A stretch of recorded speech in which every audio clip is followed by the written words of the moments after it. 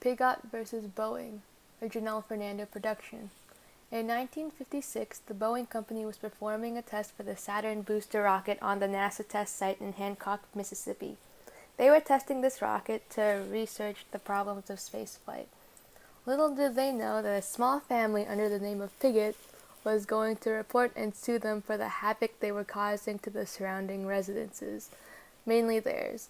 The Pigotts lived just outside NASA's buffer zone, which is an area designated to safely test rockets without public harm, and claimed that the Saturn booster rocket testing caused concussions and vibrations that disturbed and damaged their plaintiff residents.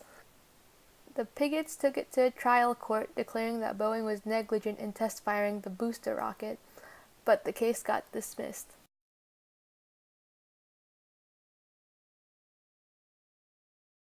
Not satisfied, they took it up to the Mississippi Supreme Court, which took 14 years, where it was yet dismissed again. Why did both courts go in favor of Boeing? There are two major influences that caused the court to dismiss the case. By looking back at the results of past cases similar to this situation, the court was able to have a legally sound decision. One of them was the King v. Mississippi Power and Light Company in 1962, which stated that it was not sufficient to allege negligence as a mere conclusion of the pleader, but facts must be pleaded showing actionable negligence, which was not what the Pigotts showed. Another one was the Curtis v. Mississippi State Highway Common and Continental Incorporation in 1967. It said that the contractor was not liable for damages resulting from the contractor's execution of the work of constructing a highway in accordance with the plans and specifications and under the direction of the state highway engineers if such improvement was made without negligence. Basically, it's saying that due to Boeing's contract with NASA to conduct the project, it wasn't really their problem if property damage occurred. Rather, it was NASA's problem. However, because of the reason for testing the rocket, which was to essentially research a problem of spaceflight, it was considered to, in the long run, further improve the general welfare and security of the United States. This made it possible to also not sue NASA. Wild, right?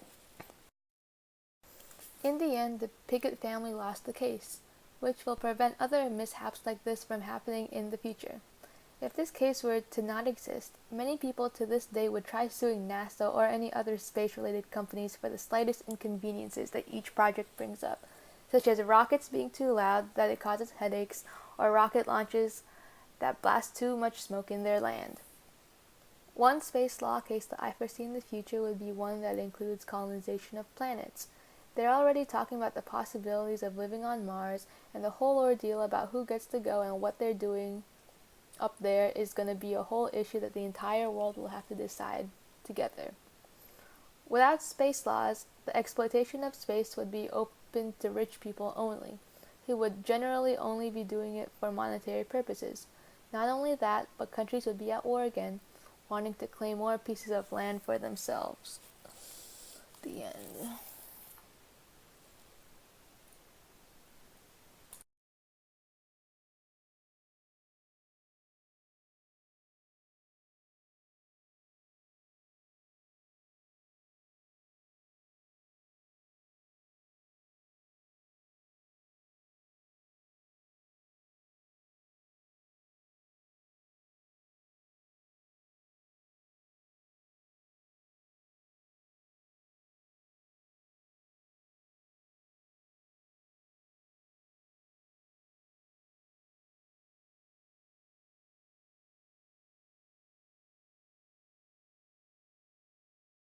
Land.